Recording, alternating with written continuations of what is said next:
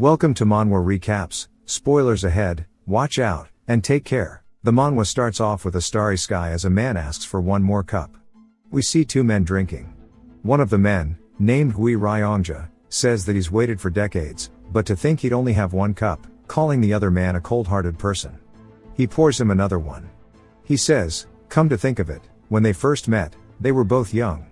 He stares at the man, wondering where the years went. Ryongja pours a drink, saying that it's been over 40 years since he first met the man. As we see a younger version of him entering, asking Ryongja to use the Great Regression technique and send him to the past. Ryongja was surprised. We learn that the technique is one of the great achievements of the Gui family. It has been researched and passed down for centuries now, and that it was close to impossible to use. He could have completed it, but he had no choice but to give up, as the 5 materials needed to complete the technique were actually impossible to gather. Ryongja smiles, saying that he'll use the technique if the man brings him the materials needed. He says the first is called the Thunder Bell, a sacred artifact of the Heavenly Wind cults. The second is the Divine Incense Brazier, a sacred artifact of the Divine Dragon family. The third is the core essence of the 10,000-year carp. The fourth is the secret demonic soul of the demonic cults. Ryongja says that he was able to get the money he needed, but other than that, he could not get anything else. Yet the man in front of him was able to get them all over several decades. To obtain the last material, the secret demonic soul, he disappeared for a long time and thought that he died in some random hole.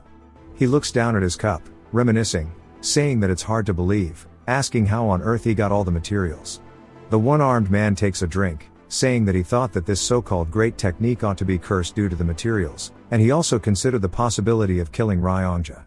Ryongja stares at him, says that he was really young when he first met him, but now he has become an old man with white hair, and that the air around him has changed as well, and he wonders if it was inevitable for him to change so much as he had to obtain all the materials needed. Ryongja says he finally gets the chance to ask him, and wonders why he's going back to the past. The man slams his cup on the table, and in a cold tone, saying it's for revenge.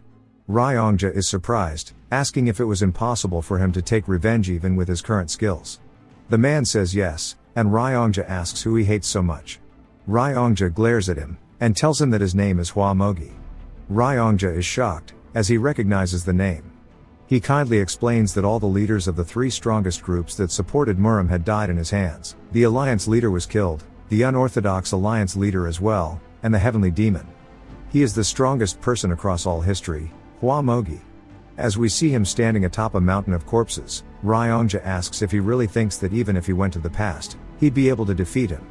The man says he must, as he has to kill him no matter what. We learn that the Heavenly Demon who died by his hands was his father. Ryongja is surprised, and the man says he's not seeking revenge because he killed his father, and it's not because he killed his sly cunt of a brother either. It's not a big deal for people who have given their lives to demons to be killed. Ryongja asks why then. The man says on that day, he killed the servants, cooks, and even children who did not know martial arts. He even killed all of the cats and dogs. Ryongja says that's not something Mogi would do, and he can't believe it. The man says he does not care if he believes him or not. In this age, he won't be able to kill him, so he has to go back to the past. And he'll ask him one question before he does kill him. And that'll be why someone so strong had to kill children. Ryongja stares at him, saying that if the technique really works and he gets sent to the past, maybe he can do a favor for him. The man asks what it is. And Ryongja stares at him with a very serious expression, and says if he goes to the past, please come and find him. The man asks why, and then lightning strikes to show the severity of this request. As Ryongja says, he needs him to stop him from getting married. The thunder rumbles in the back, and the man makes a serious face as he understands how important this is, and then he starts laughing at Ryongja. Ryongja tells him that he's not kidding, and pleads with him to stop him. Ryongja tells the man to tell him to be alone for the rest of his life. The man smiles, saying that he promises him that. Ryongja tells him to follow him as they'll go to where he'll use the technique. We see the man stand up, and he wobbles as he is having trouble standing. Ryongja asks if he's okay, and the man says that he can still hang in there. He may have lost an arm and an eye, but it was a cheap price to pay in order to obtain the secret demonic soul. We see all the items gathered together, and Ryongja picks up a box, which obtains the demonic soul. It releases a blue aura around the room. Ryongja quickly starts chanting with his hands together, as all of the artifacts begin to resonate with one another. Then there is a loud vibrating sound, it stops, as the area around them distorts and a portal opens. Ryongja is surprised and screams that he actually did it. He turns to the man and asks if he's seeing this. As he sees the man is in horrible condition, and that he can't move due to his injuries. Ryongja looks at him and then looks back at the portal and realizes that this is his chance. He apologizes to the man, saying that he's sorry, and he'll look for him and warn him about the disaster, and that his family's greatest wish is to return to the past, as is his. As he gets closer, he realizes he can no longer move his body, and that his pressure points have been hit on his back. The man calls out to Ryongja, asking him how he could do this. Ryongja starts to feel fear, and the man continues, saying of all people, how could he do this, and grabs him by the throat.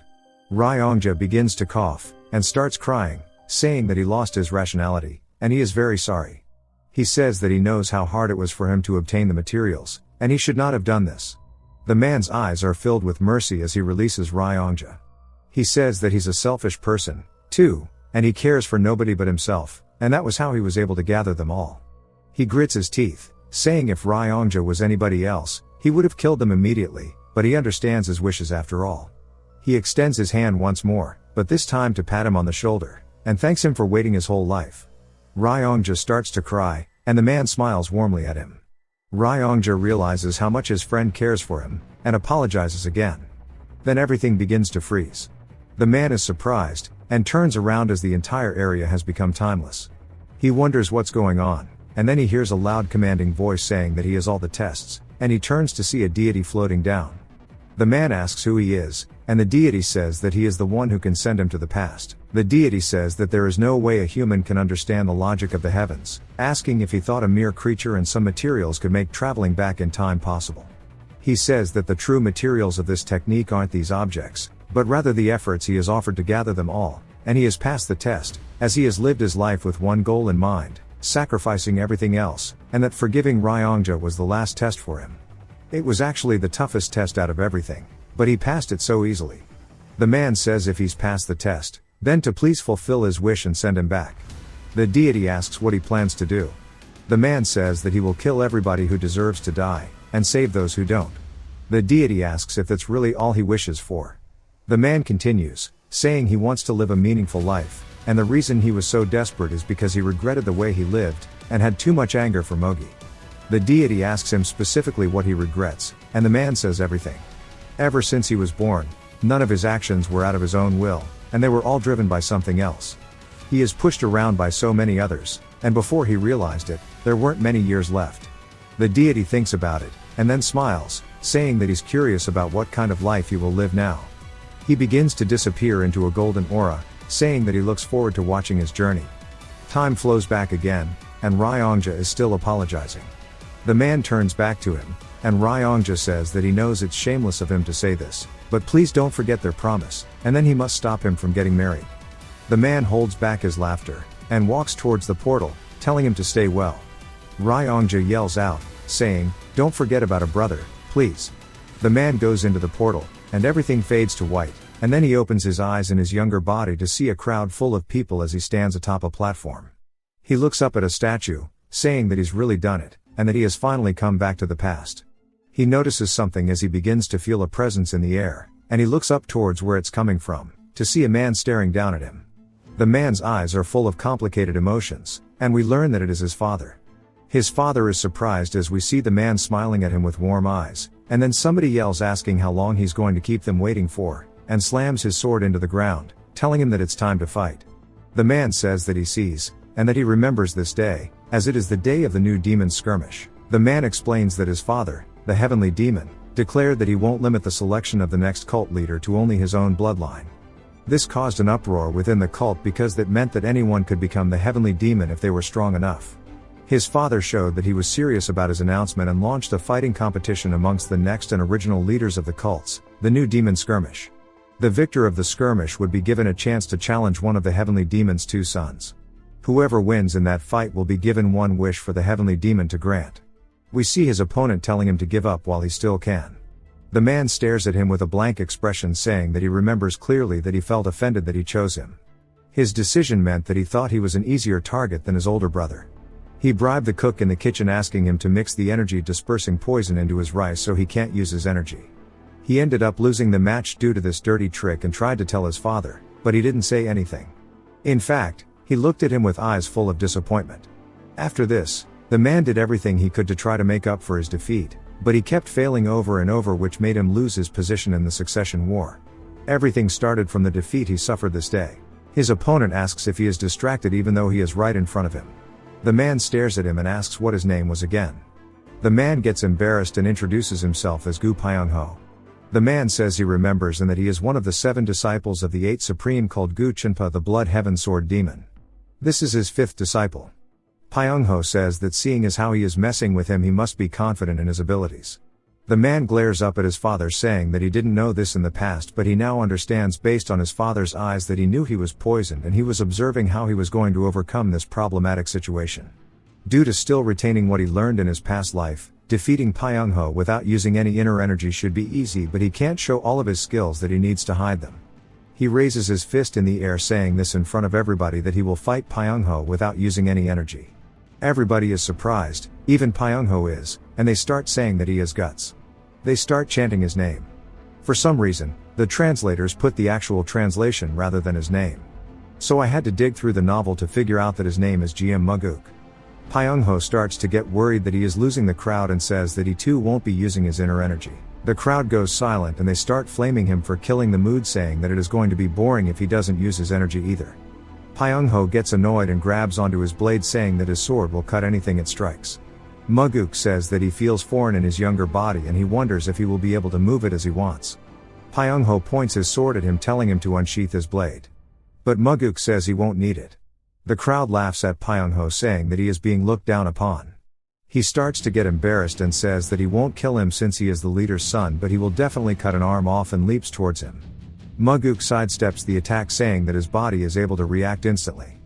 Pyongho comes back with another full swing and we see Muguk back flipping over it in the air. Muguk lands and smiles, saying that he can feel how strong his heart is at this age. Pyongho gets annoyed and leaps at him again with an overhead attack, asking why he is smiling. Muguk looks up and realizes that this is an opening and charges directly into Pyongho, elbowing him in the chest. As his face falls forward, he quickly follows it with an uppercut, knocking Pyongho's head backwards along with some of his teeth out. He then grabs onto his collar so he doesn't fall over and pulls him in for more punches to the chest. Then follows it with a kidney shot, which causes Pyongho's feet to leave the ground. He starts to spit up blood and falls onto his knees. Muguk grabs onto his hand and asks if this was the one he used to poison him. Pyongho is surprised, but Muguk instantly knees his elbow, causing his bone to shatter out the side of it along with exploding the joints. Pyongho lets out a blood-curdling scream and some of the contestants watch in fear as he screams in pain. Muguk looks down at his opponent, saying that now that he has returned to the past, he will no longer let people influence how he lives. His father raises his hand and everyone waits in anticipation. He says he will grant him a wish and ask for what he desires. Usually people will request a weapon or a martial arts manual, and that's probably what everyone thinks he will choose as well. This time he will follow his instincts and he tells his father that he wishes to go on a hunt with him. His father is surprised and even Pyongho is confused why he is asking for something so basic. His father confirms that he just wants to go on a hunt, and Muguk smiles, saying that he has heard that his father enjoyed hunting when he was young and he would like to learn how to hunt from him. His father's eyes look like he was happy with the reply and then stands up, saying that they will depart tomorrow at dawn. And then we see him take his leave as all of the Demon Supremes boat towards their master. Muguk watches his father leave and then hears Pyongho mocking him, saying that he can't believe he made such a lousy wish. Muguk asks for his name again and Pyongho yells, saying that he is going to kill him. Muguk says he doesn't plan to live reckless like the rest of them. Back in his room, he is looking in the mirror, saying that he really is young again, but he can't stop seeing that it is a much different appearance than the old him that he was so accustomed to. He wonders what Mogi could be doing right now. Saying that if he can find him and kill him before he becomes strong, then he can resolve this matter easily. The problem is that he is hard to find. He appeared in Zhonghu as if he fell out of the skies. After he destroyed the Murim Alliance, the Unorthodox Alliance, and the demonic cult, he hid himself from the world. So there is no information on him. But trying to find him by telling the whole world his name would be a dangerous act of provocation. In the end, his top priority is to become stronger than Mogi. As he is hyping himself up, we hear a woman call out to him, saying that he fought very well today. He turns surprised and calls out to her as we learn her name is Leon, and we see that she is his bodyguard. She do got a body for garden. Muguk says that he didn't know at this time that her huge size was due to the martial arts she learned, and that it was all for his sake. It's called the body petrification technique. The user gains the ability to make their body as tough as a rock, and that's only known to certain people. The biggest flaw is that it makes the user really wide. She threw herself in front of an attack that Mogi sent his way, living her final moments as a sacrifice to him. We see him looking at her with warm eyes, and she asks him why he's staring like that. He smiles, saying that he didn't realize her voice was so nice. He walks forward saying that she was ready to throw her life away, but he only thought of her as a simple bodyguard, and he took her for granted, just how people take having oxygen in the air for granted. That's the exact same way he did to her. He stands before her, saying that she's bigger than he remembers, and he smiles warmly at her. And she wonders what's going on. He explains how everyone said that On would grow up to be one of the greatest beauties in the world, but she suddenly went on a dirty bulk and appeared saying that she would protect him. He didn't know back then that she had cried so much after becoming fat, and he never noticed how her eyes became swollen due to that. He wonders how she felt as she gave up on her appearance when she could have become the greatest beauty in the world, and wonders how he treated her in the past, and says maybe he started to treat her worse after she got fat. His eyes look full of regret, and he says that he promises her this, that he'll get rid of the side effects that are making her fat. She asks him if he's okay. He recollects his thoughts telling her that he's alright, rather he's good, and she tells him that he's acting strange. He says as expected of On, she notices instantly that he has changed. He grabs his sword saying that he'll go show her something even stranger, and she asks where he's going. He says to deal with a rat. It jumps to a restaurant as we see all of the staff greeting him, and he asks why they did it. An older man asks what he's talking about, and Muguk glares off to his side looking at a specific man asking him why he poisoned his meal. Everyone is surprised, and the man instantly says he didn't do it, and Muguk asks him if he gambled away the 300 yang he received. Muguk explains that the boy has a great debt due to his gambling addiction, and he spent away all of his parents' money, even the money he borrowed from his friends. He bows telling Muguk that he's committed a grave mistake, and that he's blinded by money. Muguk asks him if Pyungho personally gave him the money, and the man says yes. We instantly see his thoughts scattered across the room after Muguk swung his blade. The other staff are worried, and Muguk says shame on him. A cook of all people dares to poison the food of others. The older man quickly apologizes, saying that he will take responsibility for this. Muguk asks why he's at fault when the other man is the one who poisoned his meal. The man says that everything that happens in the kitchen is his responsibility. Muguk then asks him, as we learn his name is Lim, if that means everything that happens in the cult is his father's fault. Lim says that's not the case. Then Muguk says exactly, so why is he trying to take responsibility for this? He tells Lim to stop talking nonsense and cook him shredded chicken noodles for dinner, as it's been a while since he's had it. Lim is confused, and On says that he just ate it a few days ago. He looks back at her and can tell that she is curious, and he smiles saying that was a few decades to him. The next day at dawn outside of the Heavenly Demon Pavilion, we see his father asking him why he brought so much shit to their hunting trip. Muguk says that there are just things that he needed for the next few days. His father says that he only planned for a single day's hunt. Muguk says who knows, he might enjoy the hunt and want to stay for longer. His father glares at him saying that it's an ambitious dream he has, and it jumps to the mountains. We see them walking through the forest, and he tells Muguk that he's better than he thought. He says that he noticed that he was hiding his skills and says that it would be better to tell him. So he does, and his father says that he noticed. Muguk says that he's not a cat that hisses but a beast that hides its claws. His father stops walking, asking him why a beast would hide its claws. Muguk says that he hasn't thought about it from that perspective. His father explains that's why he's a cat and asks him how much of the soaring sword art he has mastered. The soaring sword art is passed down only to the heavenly demon's bloodline, and it's thought to be an extremely advanced martial art similar to the martial arts learned by the demon supremes. He tells his father that he's completely mastered it. Then we see him narrowly dodging an attack from his father. He says if he didn't turn his face his whole cheek would have been gone, and his father is surprised that he actually mastered it. Muguk asks him if he really tried to attack him without knowing if he did, asking him what he would do if he did not dodge. His father says that he would have simply paid the price of having lied to him, and that dodging it shows he's mastered it. Muguk says even so he has a face that resembles his, and it would not look nice with a scar on it. His father looks at him with satisfaction, and Muguk wonders if he went overboard. His father turns away saying that being able to master it at such a young age is really worthy of praise. Muguk is surprised as he has never received a compliment from his father before. He follows behind him, but he's enjoying this and thanks his father. We see his father looking at tracks on the floor, and Muguk asks him who he learned it from. His father says his older brother taught him. Muguk is surprised that he had an uncle, and his father tells him that he killed him when he was around Muguk's age.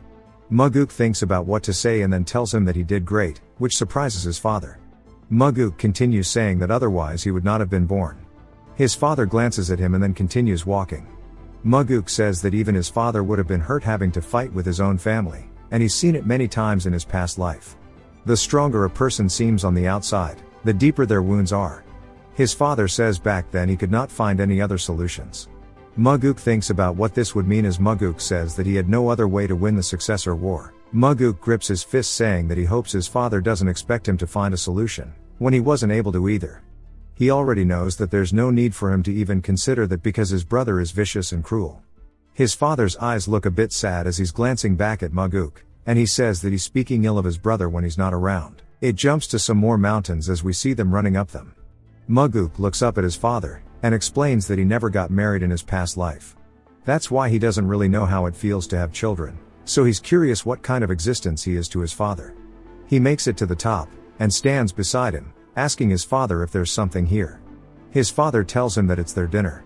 Muguk quickly grabs his bow, and says they need to kill it then. His father asks how he's going to kill something that he can't even see, telling him to close his eyes, and feel his surroundings. Muguk says okay, and then starts to close his eyes. He explains that when martial masters try to figure out their opponents, they sense the vibrations in the surrounding air. People usually refer to that as the energy flow of a being. He can only feel one energy flow in the surroundings, which is his father's. His father tells him to send some of his energy out in a single line, without breaking that energy to make it thin, and think of his body as a ball of yarn, and to slowly stretch his energy out as if he is pulling a thread. We see it actually forming from his body, and his father asks if he's reached it. Muguk says yes, and he can feel it. His father asks what he thinks it is. Muguk starts to think about it, and he starts to wrap his energy around it, saying that he thinks it's a tree.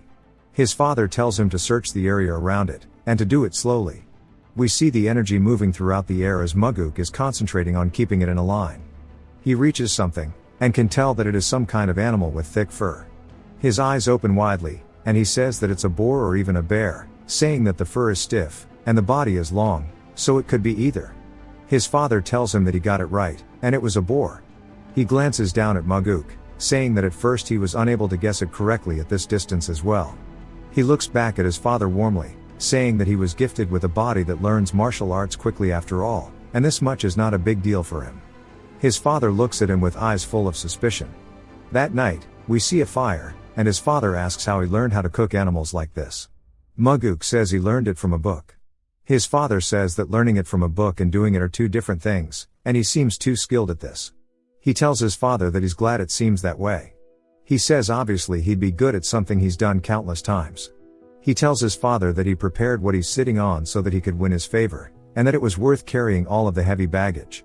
His father asked him if he only wanted to hunt with him to impress him. Muguk says no, as he knew it would not work on him, and he can become the successor even without his help. His father says he's quite confident, then asks him why he wanted to hunt with him. Muguk says that he had two reasons. First is because he wanted to learn whatever he could from him to become stronger, and that he's already succeeding at that. His father then asks what comes after getting stronger, and Muguk says that he might misunderstand, so he would like to explain himself. He's not trying to become stronger because he wants to become the heavenly demon, as he's still healthy and strong. He doesn't want to waste his youth trying to take his place, and that he is satisfied if he can learn the heavenly demon's martial arts by becoming his successor. He looks up at the stars, saying that he needs to learn the 9 calamities demonic art quickly, and master it, and go beyond that level, as even his father who had mastered it lost to Mogi, and that mastering it will be just the first step. His father then asks what the second reason is, and he's surprised his father's interest in it, and smiles, saying that he wanted to spend some time with him alone, as it's their first time doing this. His father lets out a slight smile, saying that's a useless emotion that'll get him killed. Muguk asks why it's useless, saying that he gets to spend time with the strongest person in the world, and makes examples that whatever his father does means that it's the world's best. His father glances at him, and then glances away back towards the fire, and gives him a slight nod of approval. Muguk says that whenever he tried to remember his father, he had no memories of him, as his memories of being scared don't count as real memories to him. In this life, he doesn't want to have those types, but he then says that this is for his own sake, not his father's. The next morning, Muguk says it's time to head back, and his father says they're not going anywhere. Since he came out to hunt with the heavenly demon, they need to at least kill a tiger before leaving. Muguk is surprised that he wants to stay, and his father says that he needs to stop standing around and follow him. Muguk says yes, and quickly starts going with him, following behind. They head deep into the forest until they reach a bamboo area. His father tells him to close his eyes and focus. The target is on the right side, 100 yards away, and that it's further than the last prey. He wants him to feel the wind this time, infusing his energy into it. Muguk says in all of his time learning martial arts, he never thought of infusing his energy into the wind. There was no one to teach him this after all, and none of the arts he learned did this either. His father tells him to release his energy like last time, and that he needs to be slow and careful. If he wants to use this in a real situation, he needs to be able to send out his energy as fast as he can. Muguk concentrates, and we see his energy getting more condensed. He can start to feel the wind, and wonders how to combine the two, as he is struggling. As he keeps trying to match the wind's path, something finally clicks as we see it forming along with the wind. He says that this is it. To infuse it is not to ride on it, but rather he needs to entangle the two together. We see it flying through the forest, following whichever way the wind takes it until it hits his target. He can see a tiger glaring at him. He is surprised, and screams to his father that there really is a tiger. His father is surprised, and Muguk asks why he is making such an expression. His father says that he can't get lazy in his training, and the more lines of energy he can maintain, the higher his chances of survival are. That night, Muguk pulls out liquor, saying this is his strongest trump card. We see his father drinking it, and he is surprised, saying that this shit is gas. Muguk says that it is too strong for him. Of course, it is just a lie. His father says that no demonic human would complain about liquor being too strong. Muguk says that, so what if he can't drink? Having a vicious heart is more important than drinking liquor. His father asks if he would be able to kill him in order to live. He says no, asking how a child could kill his parent. Honestly, this is a lie too. If he had enough reasons, he definitely would. It's his first time having a proper conversation with him, so how could he treasure his father's life more than his own? He asks his father how he could kill him, and his father takes a sip, saying if he is hesitant about it, then he shouldn't say things like having a vicious heart. He looks down, saying that he guesses he has to learn how to drink strong liquor, then, he chugs it. We see that his father is making a caring expression. Later on, back at Muguk's house, we see him focusing on learning how to spread his aura out. He inhales and says, after focusing the last few days on training, he's now able to freely infuse his energy into the wind. He's also able to maintain 3 to 4 lines of it. He wasn't expecting his father to teach him how to discharge his energy. This is as good as getting an extra life because he'll be able to first find out the enemy that's trying to attack him. If he continues training, then he can release more than 10 lines at the same time. He might be able to neutralize any stealth techniques. He resolves himself to get even stronger than before, and then says that even his father, who was much more skilled, lost to Mogi because the heavenly demon pavilion was infiltrated. It is a place that is thoroughly guarded by 3 barrier formations, 6 trap formations, and a group of carefully selected elites, along with the 8 demon supremes, each in a different direction. In the north are the demonic swordsmen of the Northern Heavens Swords family, led by the 1/Sword Supreme. In the south, there's the demonic bladesmen of the Southern Heavens Blade family, led by the Blood Heavens Bladesman, Chinpa, that was mentioned earlier. In the east, there are the Iron Fist of the Eastern Fist faction, led by the Fist Demon. The west are the Western Illusion formation, led by the Soul Stealing Demon. The northeast are the Faceless Swordmen, led by the Evil Smiling Demon. The southeast are the Drunken Swordsmen, along with the Demonic Drunkard.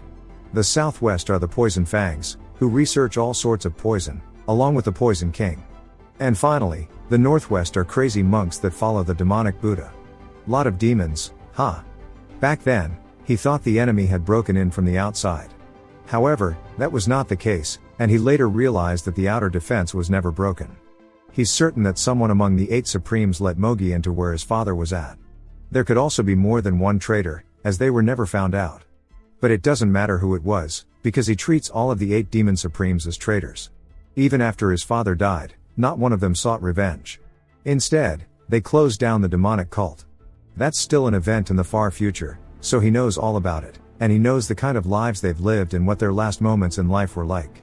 He begins to walk forward, thinking about the task he has ahead of him, saying this time he'll make use of the 8 demon supremes through and through. As he gets to the door, he hears someone making fun of On and her dirty bulk, asking if Muguk is in the training ground. We see the man is bald, asking how many days he's been in, and why he can't wait anymore to get him out. She gets offended by the fat comment, and On asks what she's doing. She turns, surprised that he's come out, and he says that he told her to do her own thing while he was training, and asks if she was here the entire time. The man says that he's finally out, asking why he went in out of nowhere and sat in there for days. Muguk says that he is a disciple of Chinpa, just like Pyungho was, and that his name is Yang Po. You can say the reason he dares to act this way in front of him is because of his father. After he announced that anyone in the cult could become a successor, being the heavenly demon's son no longer feels special. In fact, it fueled the ambitious desires of many within the cult to defeat him. Muguk asks Yang Po what he wants, and he says that Pyungho can no longer practice martial arts due to him. Muguk asks if he wants him to go look after him or something. Yang Po asks if he thinks he's joking, and Muguk says he doesn't think they're close enough where they can have a serious conversation. Yang Po starts to get mad, saying that he needs to take responsibility for crippling him and apologize. Muguk can see through this act of camaraderie, saying that the best disciple of the Blood Heaven's Blademan hasn't been selected. That's why his disciples are trying to impress him by doing whatever it takes, and Yang Po wants an official apology from him so that he can claim credit for not making Chinpa look bad. Muguk smirks, saying he doesn't think his master would choose him as the best disciple just because he did this. Yang Po panics, saying that's not why he's here and that it's for Pyungho. Muguk tells him enough, and then glares at him, saying that he wants him to be the one to apologize. Yang Po asks what he has to be sorry about, and Muguk says that he spoke rudely to his subordinate, telling him to apologize to her. Yang Po is confused, and On tries to tell him that it's fine, but he says even if she's okay with it, he isn't. She doesn't know what to say, and Muguk continues, saying that he dared to speak rudely to his subordinate, and he wants him to kneel down and apologize. Yang Po sighs, asking if he wants him to kneel to that pork chop over there. Muguk starts to get pissed, saying there he goes running his mouth again. Yang Po says he would rather die than kneel to her. Muguk asks if that's really what he wants, saying that he will grant him his wish then, and he begins to unsheath his sword. Yang Po is surprised, and so is On. Yang Po says that he's finally gone crazy. Muguk points at him, saying that he needs to kneel down and apologize or fight him. The choice is his. Just so he knows, his master won't be pleased if he chooses to retreat. Yang Po asks why he's going so far, and Muguk says he doesn't care if they came looking for him, and he can understand if he's here to seek revenge, but he won't allow him to insult his subordinate. On still can't believe the sudden change in Muguk's behavior, and Yang Po starts to laugh, asking if he's really trying to kill him over a pig. Muguk says that's just how much she means to him. Yang Po draws his blade off of his back, and his boys try telling him that this is not a good idea. On tries to talk Muguk out of it, but he ignores her, and they start to have a WWE stare down. Yang Po says that since he's the son of the heavenly demon, he'll just take his arm instead of his life. He starts to wind up his attack, and everybody watches in anticipation. He then leaps in with his attack, slashing towards Muguk, but it's instantly avoided, and Muguk stabs the man through the head with his blade. Everybody is speechless, and Muguk says that his mouth was the cause of his death, and that he shouldn't have insulted his subordinate. As we see his blood drip down his blade, Muguk says that he should have apologized when he was given the chance. He draws his blade from his mouth, causing his blood to go flying across the courtyard. Yang Po's limp body starts to fall over, and Muguk glares down at him as if he just stepped on an ant, ice cold. His boys start running over, screaming out his name, asking Muguk if he thinks he can handle the consequences of his actions. Muguk says if they keep running their mouths, they'll have the same treatment, and they can tell everybody about what happened using his exact words, and if they say it any differently, he will come find them. They start to walk away with Homie's body, and On asks him why he did that. He asks what she's talking about, and she asks why he did something like that for someone like her. He says that she's still worried about him, even though she's been hurt emotionally. He says that this isn't because of her, and he killed somebody who simply deserved it. She says that Chinpa won't let this slide. Muguk thinks about it, saying it's understandable for her to be this scared. He says the 8 demon supremes all have great influence, and are very strong, and that their followers are people that even his father can't ignore. He has crippled one of Chinpa's disciples and killed another. He tells On that he won't do anything because he has nothing to gain from getting involved, saying he would only be criticized for teaching his disciples wrongly. On says that his pride might get hurt, though, and he tells her that he does not have such pride. He sees that she's worried, and he puts his hand on her shoulder, saying in any case, she doesn't need to worry so much about him. We see her catch feelings, and he says on the contrary, he will gain something out of killing Yang Po. He crushed Pyong-ho in a fight, and now killed Yang Po. He'll be able to attract everybody's attention now. If points were given out during the succession war, it would mean that he scored himself another one. An thanks him for what he did today, and she smiles, saying that she was really happy that he took her side. She says that she means it from the bottom of her heart. He smiles at her, saying that she better be thankful, and she can't forget this for the rest of her life. He walks off proudly, saying that he wants her to keep smiling, and he wants her to live her life happy. That night, we see him chilling on a rock, thinking about the day. He says that come to think of it, he was drowned in a sense of defeat after he ran away from the demon. The sense of depression was so great that he wouldn't have been able to continue living if he hadn't put all of his time and effort towards the goal of regression. He wonders how things would have gone with his life if he never found out about it. He then senses something as he looks over to see his own reflection in a blade. He realizes whose blade this is, and what this must mean, as we see Chinpa standing behind him, holding the blade to his throat, and that Chinpa looks hella pissed. Muguk says he didn't think he'd get here so quickly, and wonders if he can dodge his sword, saying no matter how much knowledge he has gained from his past life, his inner energy is severely lacking, so he probably won't be able to. He starts to think about what to do, and then feels the aura from the sword dissipate as Chinpa sits down beside him. Muguk looks over at him, and he sees him smiling. Chinpa asks him why he did it. Muguk says he did it because he acted like a fool. Chinpa asks him to explain, and Muguk gets to the point, asking if he came to pick a fight with him or not. Chinpa doesn't say anything, then kicks his sword up and puts it back to his throat, asking if he should cut his head off and show it to his father, asking if he thinks he will care. Muguk says he doesn't think he could follow through with it, since he would have to deal with his father. Chinpa's expression does not change, but he withdraws the blade, drawing a line in the ground with it, making a long line and then a short one at the top. Muguk is confused and asks him what it is. He says that this is how much his father cares about him, and the small portion at the top belongs to him, and that he takes the majority. Muguk looks over at him, then looks back down at the ground and makes his own mark, saying that he's his son still, and he'll probably matter at least this much, and that he would take 7, and Chinpa would take 3. Chinpa smiles and laughs, saying that they'll only know if they test it out, wondering if he would be killed, or left to live if he brought his head. Muguk says that he's underestimating the love of a father. Chinpa tightens the grip on his blade, saying this is why he said he should test it out, and begins to release his aura yet again. A shiver runs down Muguk's spine, and he turns with a smile, saying there's no need to test it out, as he only has 2 sons, and there's only one Chinpa. Chinpa smiles, saying that he's not as foolish as his disciple. Muguk stands up, saying that if his disciple was anything like him, he would still be alive. Chinpa calls out to him, saying that he's lived his whole life with misfortune, and he hopes they don't meet often. Muguk says he'll be sure to remember that, and then he sees Chinpa is no longer standing there, and that he was too fast for his eyes to even follow, as he's already leaping over the trees. Muguk looks at the empty rock and begins to feel a pain on his side. He lifts his shirt, and we see 2 bruises. We see it was from earlier when he lightly tapped his side. Muguk realizes that he needs to train more to recover his strength, and that Chinpa might look like he acts carelessly, but that's not the case, as he's calm and calculative, and that everything is planned meticulously. The fact that he repeated twice that he would carry his head to his father means that he really was thinking of doing it, and that him coming here must mean that he left a deep impression. His request to hunt with his father was unique, and that he came here as a test to see if he was fit enough to be the successor, and wonders if Chinpa will be his first opponent of the 8 demon supremes. It jumps to Muguk meditating inside of his room as we see his blue aura begin to condense into a line. He feels something, which stops him from meditating, and he quickly heads outside as we see him stepping onto his roof. He looks up, and we see his father on the far end, and he calls out to him.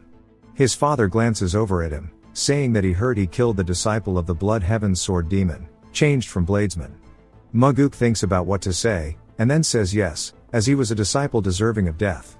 His father then says whether he deserves to die or not doesn't matter, as the Blood Heaven's sword demon has come looking for him in regards to that matter. Muguk asks what he means, and then his father says that he wants him to receive punishment.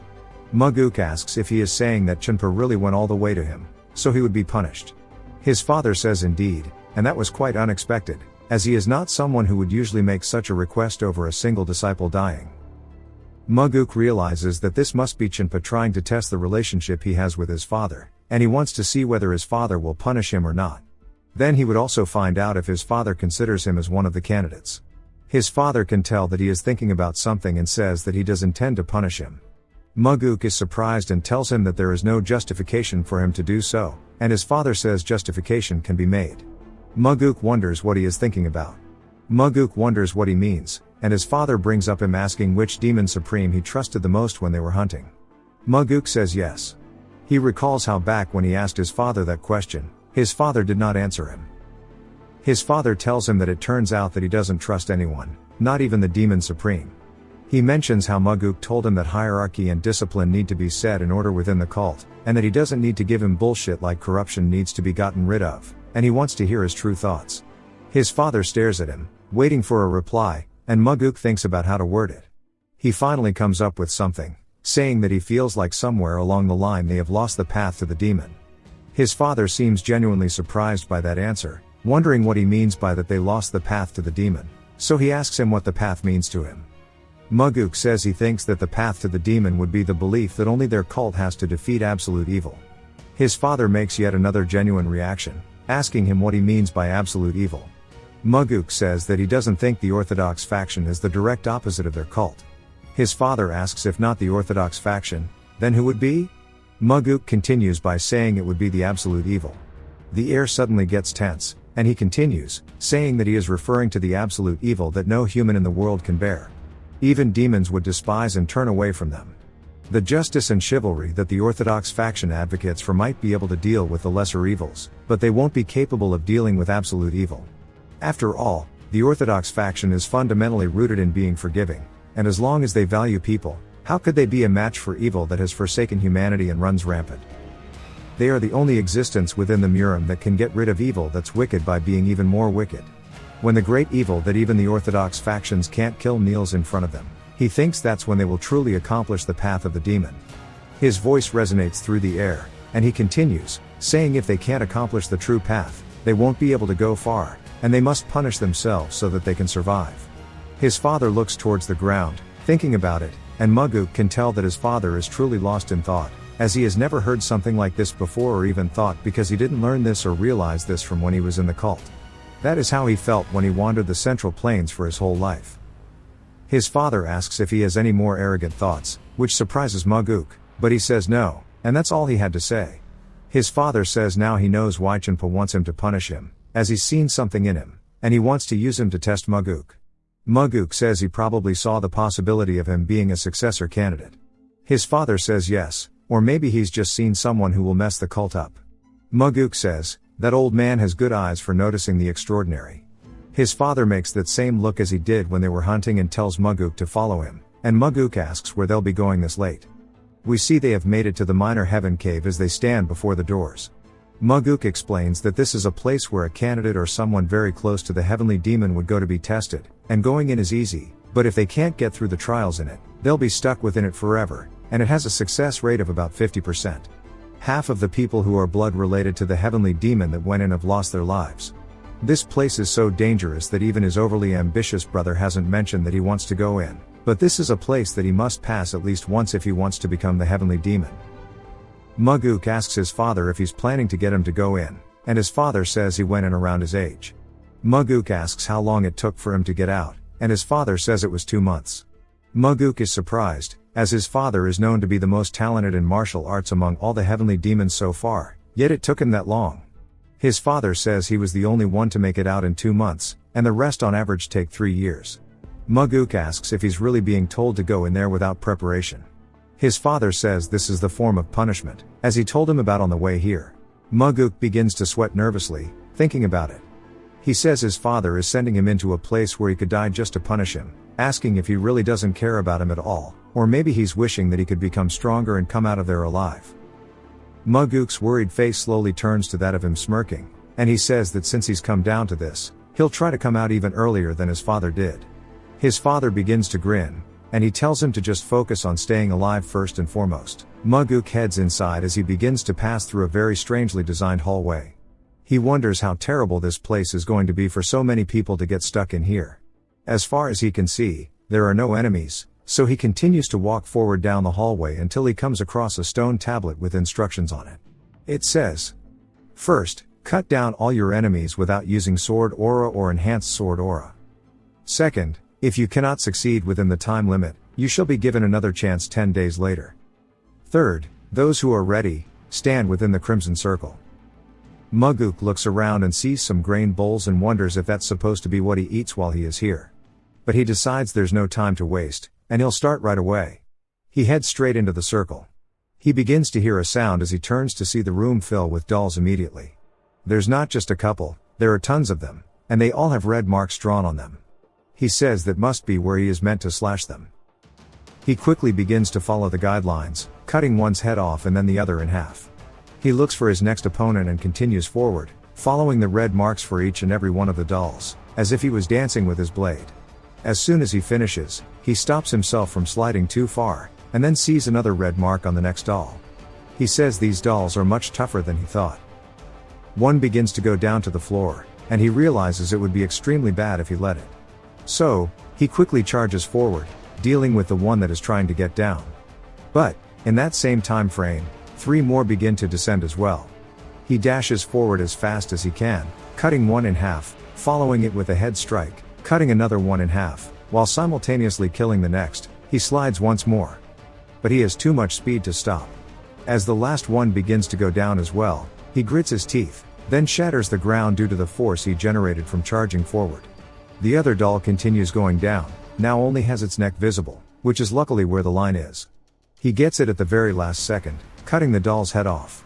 He sighs, looking around the room, saying he almost had to spend another 10 days here because he let his guard down, and it would be impossible for him to get through this first trial with his skills before regression. A door opens, and he begins to approach it. As he does, he looks up to his right at another tablet that lists how many tries it took others to succeed. Somebody did it in 9, another in 16, another in 37. Others complained, saying they might die here and that they've tried to go back, but they can't. Finally, somebody else said they succeeded in 6 tries and considered themselves the strongest. He then spots some familiar handwriting on one of them, calling them idiots.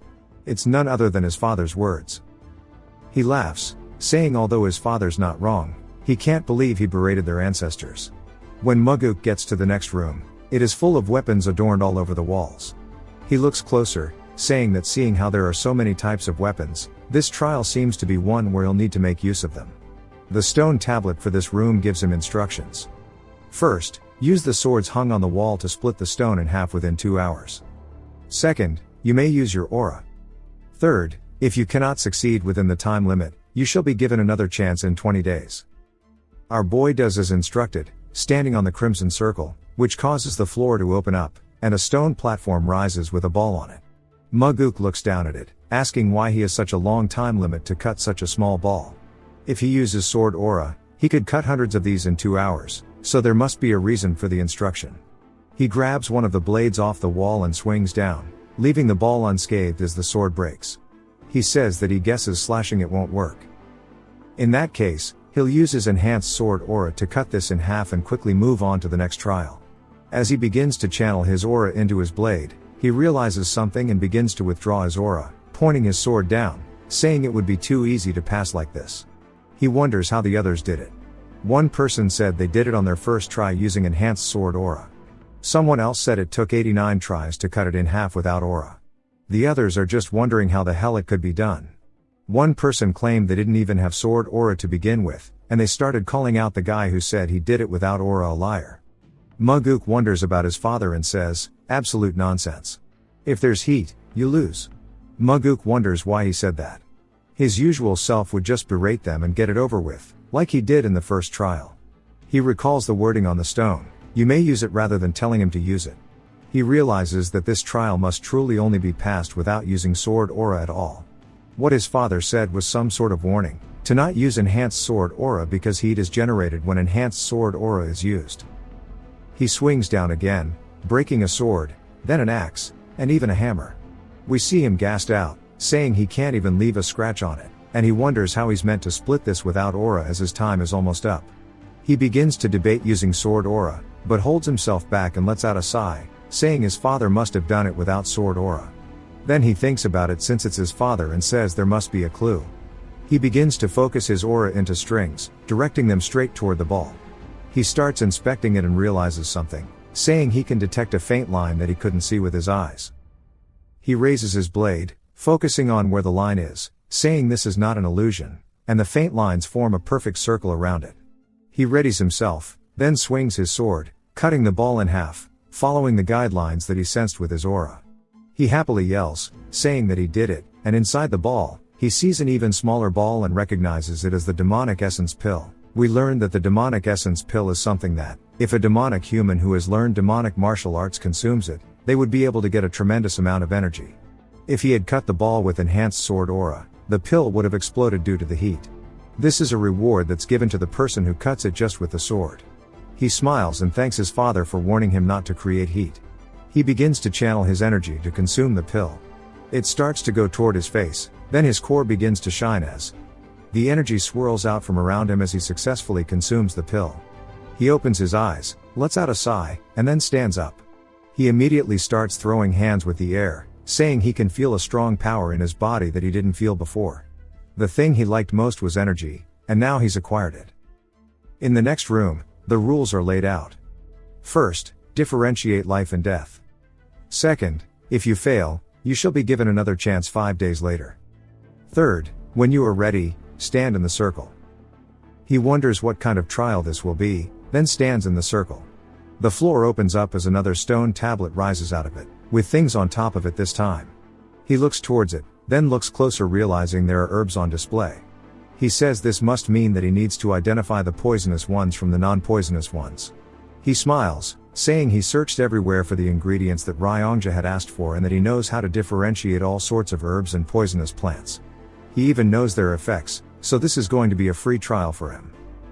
He grabs one, saying this is the only thing that is not poisonous. It looks a bit familiar. The tablet then begins to go down, and he's surprised as another one takes its spot. He guesses they want to prevent anyone from getting lucky with this trial by guessing, so they want them to go through a second test. He takes out the next non-poisonous herb, and the tablet goes down. He stands there as nothing else happens, and he wonders if that was the end. Then he hears the doors opening to his left and walks over, passing by the tablet. There are people talking about how they're going to become poisonous humans, saying there must be a clue somewhere to figure out the herbs. They mention they have to research it. Some guy finally did it on his 96th attempt, and another guy went bald. He says, "Me too, bro. Me too." The final comment says not to count on luck, and Muguk smiles, saying that was his father. It means he remembered everything he ate, starting from the first test. Unfortunately, they were able to keep their hair. The final trial says he needs to survive the illusory life and death trap formation. If he dies in the formation, he will truly die. Those who are ready need to stand in the circle. He says this is the first time there's been a serious penalty on the trial as it could lead to death. He overhears people on the tablets talking about how it was a tough fight and how they never want to step into this formation again. One of them says when he becomes the heavenly demon, he'll find the guy who made this and kill him. His father, once again with simple words, says, "Don't rest." Muguk wonders what that means, thinking it might be advice for how he should live his life from now on. The area around Muguk begins to fade out. When he glances to his side, before he realizes it, he's in some kind of wasteland. He wonders how they got wind and all this landscape to feel so surreal, as he's able to touch the sand and pick it up. He can't fathom how they created something like this. Then he begins to hear a lot of footsteps and looks around to see that he is surrounded by martial artists. He says that although they are illusions, he can really feel their presence, even their intent to kill him, and that this is truly a great opportunity for him. He unsheaths his sword and swings it down, showing them he is ready. The horde of ghouls begins to charge directly at him. As they get close, he senses something and dodges forward as there was a surprise attack from behind. We see him counter with a stab to the head. When the enemies try to capitalize on his movement, he quickly blocks and leaps into the air over them. He says that since he's not dealing with humans, he can fight them all without hesitation. He channels sword aura into his blade, slicing a good chunk of them in half. Thanks to the demonic essence pill, he's able to use his internal energy easily. The enemies still point their blades at him as they refuse to give up. He looks around, waiting to see who will come first. He notices which group is closest and waits for them to do something. That group leaps through the air directly at him. He takes a deep breath, then exhales as he begins to emanate a blue aura. As all the enemies go to attack him, we see him slice with his sword, leaving visible blue lines across their bodies in different areas. Of course, we know what's about to happen. Immediately after, before they can even react, they are all cut into pieces by Muguk's attack, some true Devil May Cry type shit. Blood flies across the arena as their bodies are cut into literal pieces, and they fall to the ground. He swings his blade to clean the blood off of it and looks around, wondering if it's over. Then he senses something, which surprises him. He says it would be such a pity if that was all, as he begins to feel something even more powerful approaching. It jumps to sometime later in the battle as Muguk cuts off one of the heads of the enemies. As he senses something, he matrixes under an arrow. We see that he is visibly gassed out as he continuously has to dodge, with the enemies only getting stronger and stronger. Now, he understands what his father meant by don't rest. This is the first battle that feels real ever since he regressed. Fighting continuously with his life on the line makes him feel like he is finally catching up to where he was in his past life, and that his old instincts are now becoming one with his current self. A whole ton of throwing knives get launched at him, and he spins his sword around to deflect them all. But that's not all, as he actually launches them back, following up with his own counterattack, taking out some of the mobs. He starts thinking to himself, saying that the enemies need to come out even faster and stronger so he can hone his skills further. He slices another martial artist straight down the middle, and we see blood flying up into the sky. The remnants from his aura linger as the corpse falls to its knees. He stabs his sword into the ground, using it for support because he is gassed out. He then sees the area around him shifting back and wonders if it's over. We see that he is drenched in sweat and that it's fully back to the other room. He begins to walk toward the next tablet, which congratulates him on passing the trials. The tablet expresses hope that his strength will be used for the advancement and prosperity of the heavenly demonic divine cult. Muguk smiles, saying that he passed all the trials in just one day, whereas his father took a month. He realizes that if people knew this, the cult would be in an uproar. People would doubt his achievement more than praise it, so he decides there's no better choice than to stay and continue training, sharpening his skills further. It jumps to a time skip, and we're back at the pagoda. His father looks down at him saying he took 100 days. Muguk replies that he did his best but wasn't able to beat his father's record. His father asks if he cut the stone ball the proper way, and Muguk says yes. He mentions that he didn't rest at all during the final illusion trap formation. His father clenches his jaw, then immediately smiles. Muguk is surprised that he just caught his father smiling.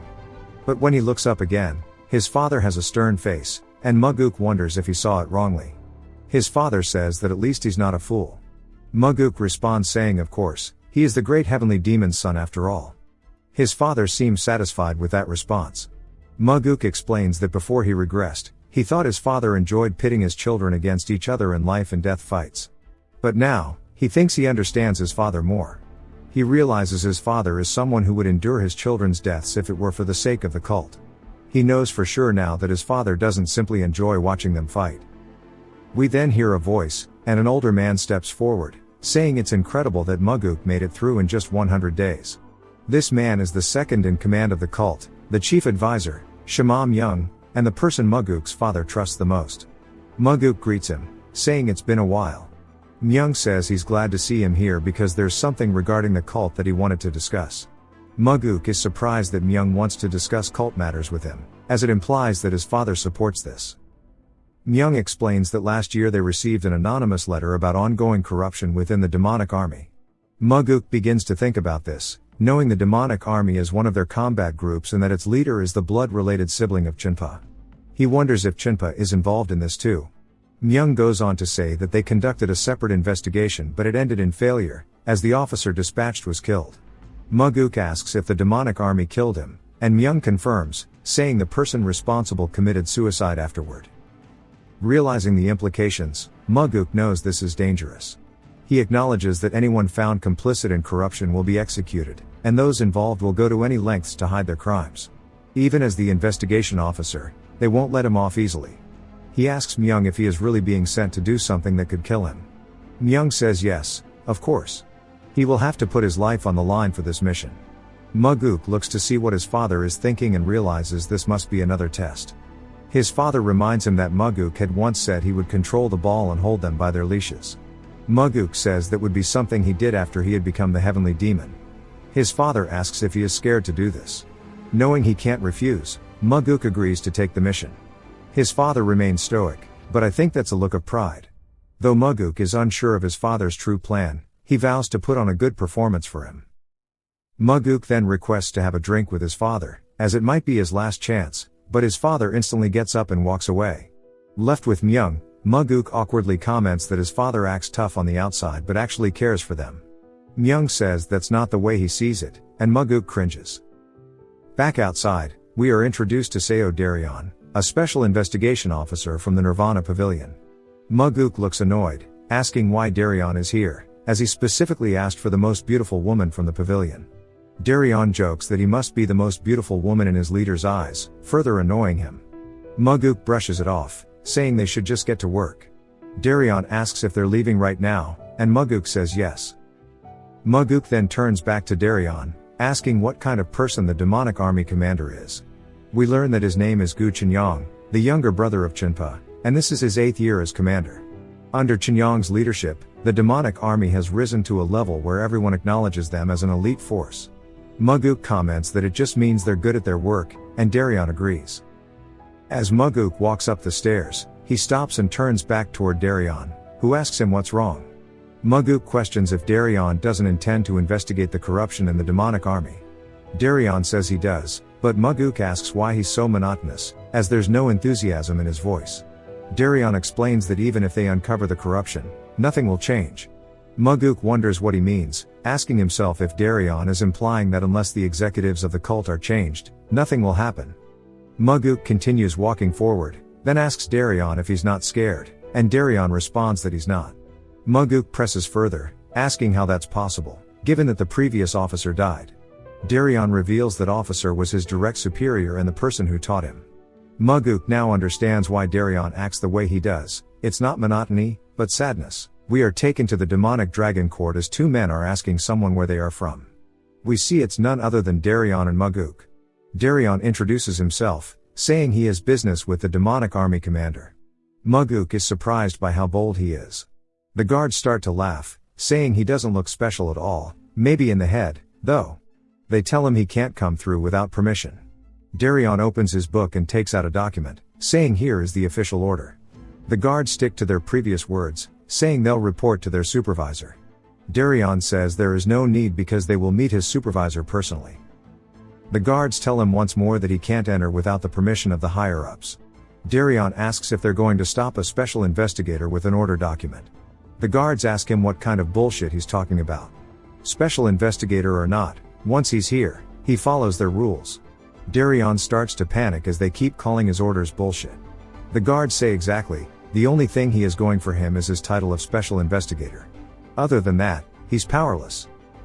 Darion looks worried, and Muguk finally speaks up, asking the guards if they know who he is. They say they do, and he walks forward, asking if that's so. So, despite knowing his identity, they dare to behave this rudely, as he kicks them both in the nuts. He did not have to do the boys dirty like that, on God. They fall over in pain in front of Darion, and Muguk tells him to stop standing there and lead the way. Darion says alright, and as they head further inside, they are greeted with even more men all waiting for them. Darion asks if they can't see this, and if they plan to stand in their way as well, threatening them with prison. Some of the men laugh, while others stare at him. Somebody yells from the back of the group, asking where these assholes came from and why they are trying to create a ruckus here. Darion says that he is the special investigator and would like the man to reveal his identity.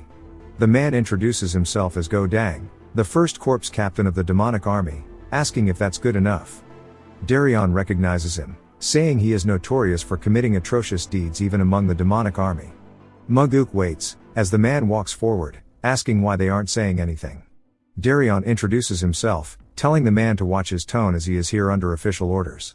Dang asks what he would do if he didn't. Darion says they will all be arrested on charges of disrupting the investigation. In a mocking tone, Dang starts to laugh, asking if he really thinks that would be possible. All the others laugh at him, and Muguk watches quietly. Dang stops, making an angry face, sarcastically saying he's so scared and would like to see him try. Darion looks nervous, and Muguk walks forward, telling Dang it's been a while. He offers to shake his hand, saying the last time they met was at a banquet. Dang asks what the hell he's talking about, and Muguk grabs his hand, crushing it as he says they have business with the demonic army commander, so enough with the hazing and let them pass. If he dares to slack off, He'll lose his hand forever. Dang tries to maintain his macho, saying some people misunderstand things, thinking swords don't work on them because they're of noble birth. Maguk asks if he really thinks he'll be able to wield a sword again with his hand broken. Dang says he'd like to see him try, but he steps aside, proving he's all bark. Maguk thanks him for complying, saying he'll buy him drinks next time. Darion asks how he knew him, and Maguk says that's the funny thing, he didn't. Darion, surprised, asks why Dang stepped aside then. Maguk explains he broke Dang's hand when he shook it, and now he'll have to eat with only one hand for a while. Darion thinks he's crazy, but Maguk tells him to stop yapping and lead the way. As they head up, Darion says the office is on the 7th floor. They encounter yet another guard who says they can't go in without an appointment. Maguk sighs, saying he's sick of this and tells them to step aside as they are here on an official investigation. When the guards say they can't do that, Maguk holds the document in the man's face, saying to stop this document is to stop the cult leader himself. He adds that if they truly don't respect the cult leader, then they can try stopping it. A voice from inside yells to let the second young master in. Inside, an older man greets them, as he is sitting down, and apologizes for his men's rude behavior, saying they are ignorant, and hopefully, they understand. This man is the demonic army commander, Chinyang. Maguk senses an unfathomable level of strength from Chinyang's seemingly normal body, and that energy is making Darion uncomfortable. Maguk carefully considers his next words and says the men outside seem to have a lot of time on their hands since they were picking fights, suggesting they should read more books. Chinyang calmly replies, saying there's a saying that the ignorant are brave. Maguk counters, saying these days, those with knowledge are braver, as they not only devise strategies but also understand what needs to be done. Chinyang nods in agreement, admitting he's fallen behind the times. Maguk is surprised at how calm Chinyang remains, even after this exchange. Chinyang asks why Maguk has been tasked with this investigation. Maguk admits it's his father's way of punishing him. Chinyang seems intrigued by this. Maguk explains he made a small mistake during a hunt, which causes Chinyang to burst into laughter. Maguk wonders if they were curious about why he was sent here as an investigator. Chinyang then asks why the Nirvana Pavilion started the investigation in the first place, asking if there was another anonymous letter like last time. Darion quickly says they can't reveal that, but Maguk admits they received another letter. Darion wonders why he yapped it, but Chinyang, sighing, says he knew it. Being in charge of the demonic army, which consists of rough individuals, means he often receives slander and hate, and it's exhausting. Maguk says that they'll finish the investigation as soon as possible and he hopes they'll understand if it causes inconveniences. Chinyang asks what he means by inconvenience, saying that's really sad and he thought the relationship was more than that. Maguk says it's a known fact that Chunpa is supporting his brother. Chinyang says even if that's the case his brother is his own person and so is he. And he wants to support Maguk. Maguk grins and laughs, saying hearing that makes him feel more confident, and he'll count on Chinyang's cooperation in the coming days. Chinyang says he'll be counting on him too and he'll prepare a place for the two of them to stay in after they leave this room. Maguk says that's perfect and then goes to leave, but Chinyang tells him to be careful though as he is really worried about him. Maguk asks if he is referring to the incident where the previous investigator was killed and Chinyang smiles saying not that and he's sure the cult leader didn't send his son here to die and rather he is just concerned. Maguk thanks him for his concern but says that he wants to leave. As he goes to leave, Chinyang's face instantly shifts from that of smiles to a very different expression. He a little creepy. Whereas Maguk's expression shifts from one of a serious tone to him smiling as he says it seems like father sent him here to make sure either him or Chinyang does die. Back to his father's room. Myung is saying that this is not a light matter at all and he should have been the one to take care of instead of sending Maguk. His father tells Myung that Maguk told him they've lost the demonic path. Myung asks if that's why he sent him there. All because he said that. Father raises his blade up, saying that if he dares to talk big then he ought to prove it with his own actions. Myung looks surprised as he thinks that he is just trying to get rid of his son for talking. It jumps yet again to a dead crow hanging. All of the people inside of the demonic dragon court are wondering why the hell there is just a random crow, and they call Maguk and Darion obnoxious, saying so what if they are investigators? Maguk says the ones that stopped him at the entrance are the ones complaining the most. We hear a man yelling, asking if this is too much. As he enters the room, we see a scar on his face. Maguk asks who he is, and he says he is the 3rd Corps commander, and his name is Jang. Darion recognizes him, saying that he has the strongest martial prowess among the corps commanders, but he's also got a real bad temper. Muguk asks him if he has any complaints, and Jang asks if he has to spell it out for him, asking what they were doing by putting something like that in a place where people come and go. Muguk says that someone within the demonic army threw that onto his bed, so he thought it was a cultural thing. Jang says instead of doing something so unpleasant, he could have just punished the one who did that to him. He and Muguk exchange glances at one another for a few seconds, and then Muguk nods, saying he will start with him then. Jang asks what he is talking about, and Muguk says the investigation. Jang starts to get angry, asking what he was talking about. Muguk tells Daryon that he needs to submit all records of Commander Jang, anything finance related, and every movement, even if they seem small. Jang says that not even Muguk can do something like that to him. Muguk glares at him, saying that he can. We then hear a loud bang as Jang has stomped the floor in front of him. Muguk tells him to listen, saying he is free to get all riled up, but don't forget that he could be charged with treason if he stands in the way of their investigation. All of Jang's men quickly gather around to try to stop him. Muguk repeats once more, saying that he will start the investigation with the commander. Jang gets pissed but says that he will see this out until the end. It gets quiet as we are taken to a room with Muguk on one side of the table, and Jang on the other. Muguk thinks about how to start this, and Jang looks pissed. Muguk asks him how long he plans to test him, and Jang asks what he means. Muguk says that he is the one who sent the letter. Daryon is surprised, wondering where the hell this outlandish accusation came from, and why Muguk would think so. Jang asks him what he is talking about, but Muguk's confident gaze does not shift. Jang's does though, as he looks down at his hands and asks him how he knew. He begins to twiddle his thumbs. Muguk says he got involved in the Crow incident even though he didn't have to, and that was so he could avoid being suspected by Chinyang. Jang says that's right. Muguk says that also the third corps members are the most under control, and when he hung up the Crow, only his subordinates did not laugh or curse.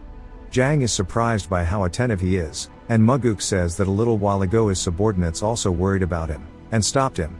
Muguk says that he could tell from those actions, and that someone who ran a group in that manner would probably find it hard to overlook any corruption within the organization he is in.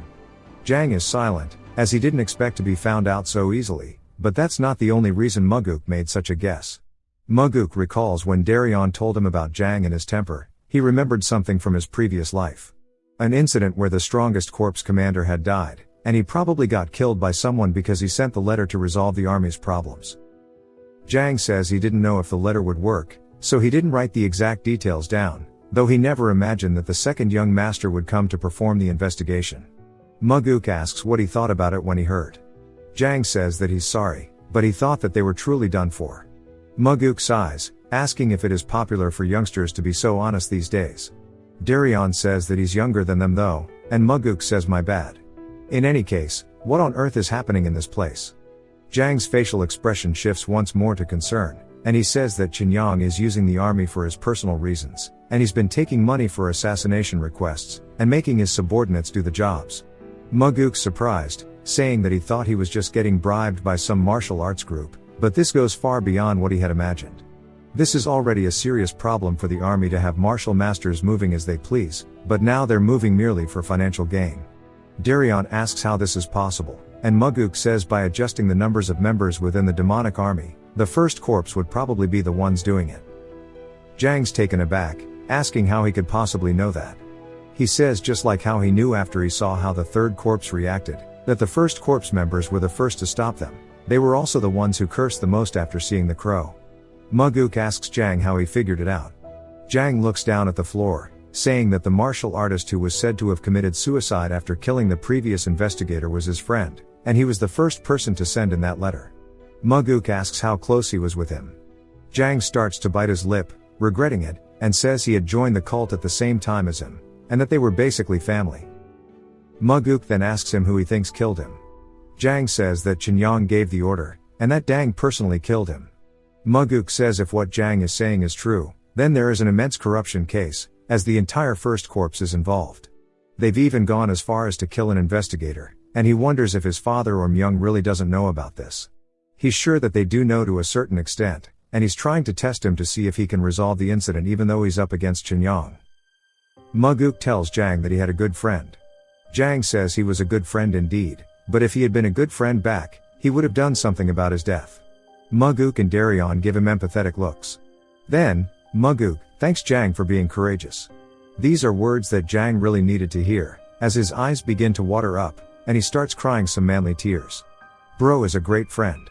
Daryon looks down at the floor while Muguk is lost in thought, and he says that looking at this, he's starting to feel some hope for the lost demonic path. There are those who really want to fight the corruption. The heavenly demon divine cult that he wants would be a place where people like them are taking important roles. While Jang died in his previous life, he will not be dying this time, because the objective of his regression is to save people who should not die. Daryon tells Muguk that he's quite different from the rumors he's heard about him. Muguk asks what kind of rumors they would be. Daryon says that there are some rumors that say he isn't suited to become the heavenly demon, and that he's sorry. Muguk looks over at him, saying that's fine, as that could also be received as a compliment. To him, being suited to become the heavenly demon is not praise. Their cult right now is not one ruled by terror, and it's about time that something changed around here. Daryon is surprised by this. As Muguk walks away, he says that the cult has to change, and if not, what awaits him would be the extermination of his family, and the end of the cult. The next day, somebody in the Nirvana pavilion tells Muguk that there's trouble, and that he needs to come take a look right away. As they run inside in a panic, Muguk looks concerned, as we see Daryon covered in blood, as well as another man bloodied on the ground. Muguk yells, telling them all to stop, and he asks Daryon if he's hurt badly. Daryon says that he's fine, but his colleague is severely injured. Muguk can tell that his ribs are broken, and says that they need to get him to the infirmary quickly. As the men carry everybody off, Muguk and Daryon wait, and Muguk turns back, asking Dang if he was the one who did this. Dang says that's right. Muguk asks what the reason is for harming an investigator. Dang says that he bumped into his shoulder in the corridor, and walked away without apologizing, so he simply taught him a lesson. Muguk says that he's sure he's the one who bumped into him, and he wouldn't have let him go even if he did apologize. Dang glares at him, and then begins to laugh, saying that's true. Muguk says they're poison, which makes him stop laughing, and he asks him what he means. Muguk says that Dang's and his subordinates are all poison to him, and Dang asks what kind of nonsense he is talking about. Muguk says that he also killed members of the cult in this manner last year too. 2 years ago, he also killed 3 members after getting into a fight with him at a bar. All of his opponents were low-ranked martial artists. Before things blew out of proportion, the army covered it up for him. Dang says that there are too many rebels that don't revere the demonic army in the world. Muguk asks if he knows that he possesses the authority to decide an execution. Dang is surprised, and the room falls silent for a second, and everybody looks worried, but Dang laughs, asking him so what, saying that he doubts he's capable of performing it. Muguk says this is exactly what he was talking about. Fools would act that way when they're conscious of how others around them see them. This ought to have been a situation where he would have been nervous, but instead he's acting tough in front of his subordinates, and his head is too far up his own ass, and he's standing on the stage without realizing what kind of play he's in. Muguk begins to walk forward, which alerts everybody, and they draw their weapons to prepare themselves. Dang laughs, saying to mess with them means he's messing with the army, and he wonders if he has that courage. Muguk says at the very least, he won't hide behind his subordinates. Dang shows that he's injured, saying that he should consider himself lucky. Muguk says that he will only use his right hand, and they should fight with just the 2 of them. Dang realizes he's about to get his shit rocked, so he starts making excuses by saying that he's going to just tell his father after he gets injured here, and laughs. Muguk says that he won't hold him responsible even if he dies here, and swears upon that.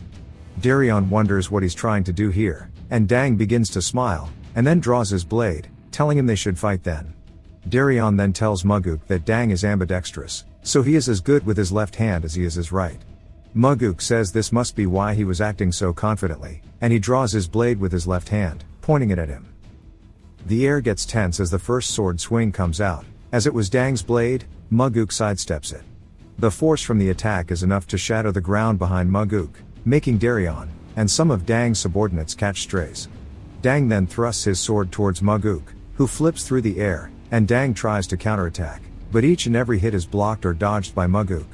When Muguk lands back on the ground, he charges forward, reverses the grip on his blade, slicing upwards, cutting off Dang's arm. As it soars through the air, Dang begins to scream at the sight of his own blood.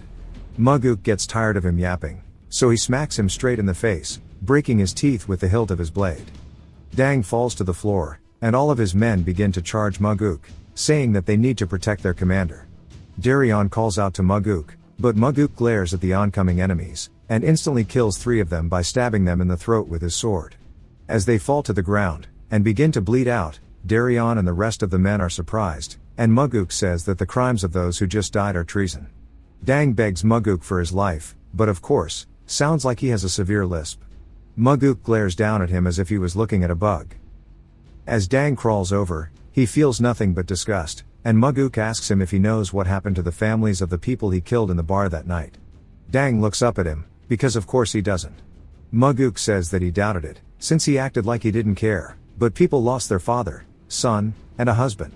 Asking Dang if he thought they could return to a normal life, Dang realizes that he's about to die, so he begins to apologize, saying that he was in the wrong. Maguk tells him to bite the curb, as he stomps his head in, popping that shit like a zit. Everybody's face fills with horror, but Daryon's is disgust, and Maguk is just full of pure anger, asking him who he thinks he is to dare kill members of his cult. If you've watched till the end, comment gold to let me know. Subscribe for more videos like this, leave a like or a comment to help the channel out. Thanks for watching.